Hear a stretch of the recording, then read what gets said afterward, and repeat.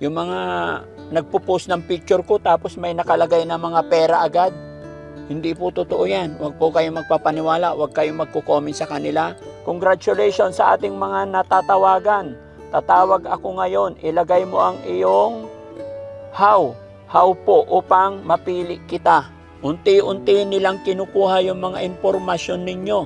After that, may scam na yung laman ng GCash nyo. I-report ninyo. Tsaka pagkatapos nyo i-report, i-block ninyo.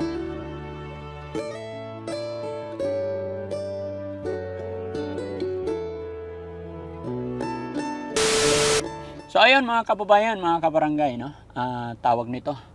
Break time po ng Team Daddy Frankie, kaya sasamantalahin ko po munang magpaalala sa ating mga kababayan. Dahil sa paglipas ng mga ilang araw mga kababayan, marami po ako nakikita ng mga fake account. Sinasamantala nila ang pag-post ng picture ni Daddy Frankie at kung ano-ano panlilin lang ang ginagawa po nila. Kaya mga kababayan, ipapakita ko po sa inyo para maging aware kayo at mag-iingat po kayo. Dahil paulit-ulit po akong nagpapaalala sa ating mga tagapanood. Pero kung ano-ano rin ang diskarte ang ginagawa ng mga scammer. Ang ginagawa po nila, kumukuha sila ng mga picture sa mga post ko. Tapos sasabihin nila, mag-hi ka lang. Pag nakita ko, matik meron ka ng 20,000. Wala pong ganun sistema ang Team Daddy Frankie mga kababayan. Kagaya po nito mga kababayan, no? Kinuha nila yung picture ko, ayan. Yung mga bigas na pinapamigay namin, screenshot nila, and then popost nila. Tapos gamit din nila, Daddy Frankie fan page in Aklan. Ayan. Hindi po sa amin yan, mga kababayan. Hindi po sa amin yan. Ha? Ayan. Daddy Frankie fan page in Aklan. Hindi po sa amin yan. Scammer po yan. Fake account yan. Kinopya niya yung picture ko. Tapos picture ni Bandam. Tapos yung mga bigas na pinapamigay namin. Tapos nakalagay dyan, 20K pera o smart TV. Ilagay mo sa akin ang iyong contact number. I-comment mo sa akin ang contact number. Yun mga sinasabi nila. Mga fake account yan mga kababayan. No? Hindi po ganun sistema. Hindi po ganun kadali. Yung mga ganyan, puro pang i-scam lang yan. No? Kaya mag-iingat kayo. Meron pa mga kababayan. Eto pa. Ayan, no? Ayan, Daddy Frankie fanpage Aklan. Ayan, sinuulit ko. Hindi po sa amin yan mga kababayan. Ayan. Nakalagay pa dyan, no? Enero 20K, Hulyo 60K, Pebrero 25K, Marso 30K. Mga kababayan, ganun kalaking pera. Huwag po kayong maniwala dyan. Malamang sa malamang, isipin nyo na kaagad. Scam po yan mga kababayan. No? Yung mga nagpo-post ng picture ko tapos may nakalagay na mga pera agad. Hindi po totoo yan. Huwag po kayong magpapaniwala. Huwag kayong magko-comment sa kanila. Much better, i-report nyo, i-block ninyo. Ha? Mag-iingat kayo. Eto pa. Ayan, puro Daddy Frankie Aklan, no? Sabi niya, congratulations sa ating mga natawagan. Hindi po namin kayo tatawagan mga kababayan. No? Sabi niya dito, kinuha niya yung picture ko, tapos may pera. Congratulations sa ating mga natatawagan. Tatawag ako ngayon. Ilagay mo ang iyong how. How po upang mapili kita. Hindi po ganun ang sistema mga kababayan, ha? Huwag kayong magpapaniwala dyan. No? Kaya naku, mag-iingat po kayo. Eto pa, ipadala ang iyong buwan ng kapanganakan. Mga ganyang sistema mga kababayan. Tapos ipadala ang iyong buwan ng kapanganakan. Mag-isip po kayo mga kababayan. Unti-unti nilang kinukuha yung mga impormasyon ninyo.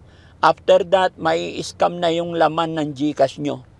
Walang ganyang sistema ang Team Daddy Frankie. Puro picture. Ano naman to? Ivana Alawi naman ang pangalan ng page niya. Ginagamit nila yung mga kilalang mga vlogger. Ha? Ivana Alawi and then DFO. Hindi po sa amin yan mga kababayan, ha? Mag-iingat po kayo. Walang ganyan. Hindi po kami hingi ng mga buwan ng kapanganakan. Marami silang alam na kalokohan mga kababayan. Yung strategy ganyan, unti-unti nilang kinukuha. Una, pangalan mo, cellphone number mo, And then, buwan ng kapanganakan mo. Ang kasunod nun, may scam na yung laman ng GCash nyo. Unti-unti silang kumukuha ng mga info, mga mahalagang bagay sa inyo. Kaya mag-iingat kayo. Ito pa. Ayan. O, ito. Daddy Frankie 2.0, DFO, nakalagay. Ayan.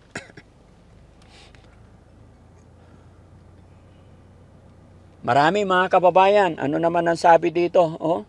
Padadalhan kita ng bigas at 10K pera. Ibigay mo sa akin ang iyong contact number para matawagan kita at ipadala ang bigas sa iyong bahay. Diba? Mga ganyang sistema mga kababayan. Talagang panluloko yung ginagawa nila. Kaya itong mga to, i-report ninyo. Tsaka pagkatapos nyo i-report, i-block ninyo.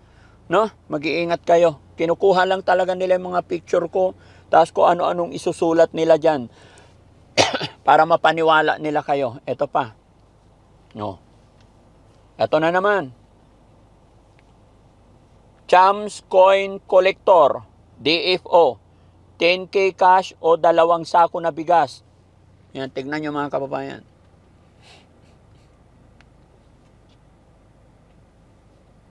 Yan. Tandaan nyo mga kababayan, pag mga ganyan, napakadali lang nilang gumawa ng fake account, gamitin nila pangalan ko, kunin nila picture ko. Pero ang hindi nila magagaya mga kababayan, yung upload ko, mahaba, buo ang kwento, followers ko sa ngayon, 5.5M. No? Huwag po kayo papaniwala sa mga ganyan. No? Ayan.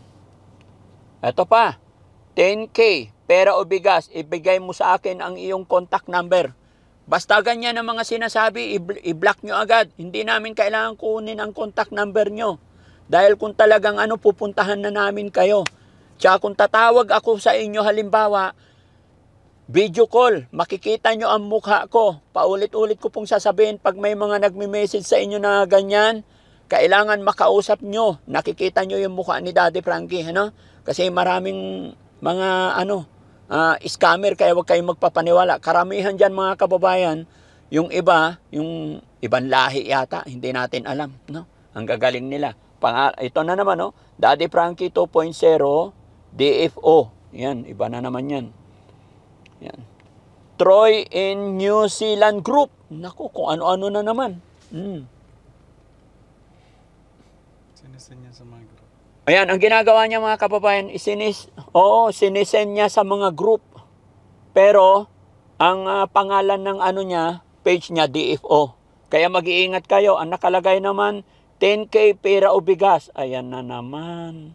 Ang dami. Ito po, Tim Cooper.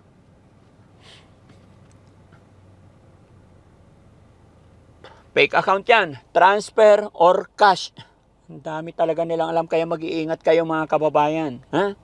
Naku po, huwag kayong magpapaniwala sa kanila. Ayan na naman.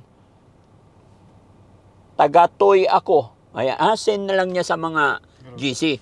DFO. DFO yung channel niya. So hindi ko alam kung sino yung mga lukulukong yan, mga scammer yan. Huwag kayong magpapaniwala sa kanila.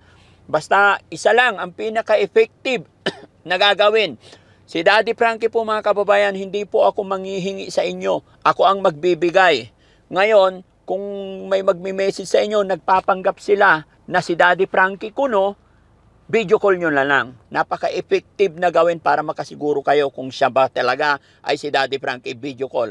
Once na ang daming inarte, may sasabi, ay hindi pwede kasi nasa biyahe kami. Huwag na kayong maniwala doon. Kasi kung talagang tutulong, kailangan walang itinatago, ipinapakita ang mukha. At hindi na kailangan kukunin yung mga date of birth di kalokohan. No? Mag-iingat kayo. Ito pa. Ayan, DFO pa rin. Sinisin niya sa Elias JTB Group. Ayan, DFO. Mag-iingat kayo mga kababayan, ha? Ang dami. Post siya ng picture. Tapos sasabihin niya, mag-yes ka lang. Kapag nag-reply ako, automatic 80,000. Mga ganyan, pang-i-scam yan. Sino ba naman ang magbibigay ng 80,000? Sige, mag-isip tayo. 80,000 agad, mag-yes ka lang. Ang laking kalokohan po yan, kaya huwag kayong magpapaniwala. Ha? Ayan, paulit-ulit ito. Yung mga ano. Ito pa, oh. Mag-yes ka lang kapag nag-reply ako. Automatic, may 760,000 ka. Naku po. Inuubo ako sa kasinungalingan, mga kababayan. I-report nyo po yan. Ako yung nananawagan. I-report nyo po yung mga fake account na yan. DFO. Ayan. Ayan. Sinent naman niya sa DSWD Purpose Pantawid Pamilyang Pilipino Program. DFO pa rin. Ang sabi niya sa picture nakasulat, ipadala ang iyong buwan ng kapanganakan. Ano na naman? Yan. Inipon talaga namin yung mga picture na yan para ipaalam sa inyo. Yan. Okay? O, sige. So, ayan mga kababayan. Sana na-inform at naliwanagan kayo. Mag-iingat po kayo parati and God bless po. Yan. Maraming salamat. Mag-iingat po kayo. Pag may tatawag sa inyo, kailangan video call. At pagka may nagme-message sa inyo, wag nyong magbibigay ng mga kung ano-anong number. Mag-iingat po kayo, no? Maraming salamat po and God bless po. Okay? Ayan, salamat po sa atin lahat mga kababayan. Mabuhay po tayong lahat. Yun lang po.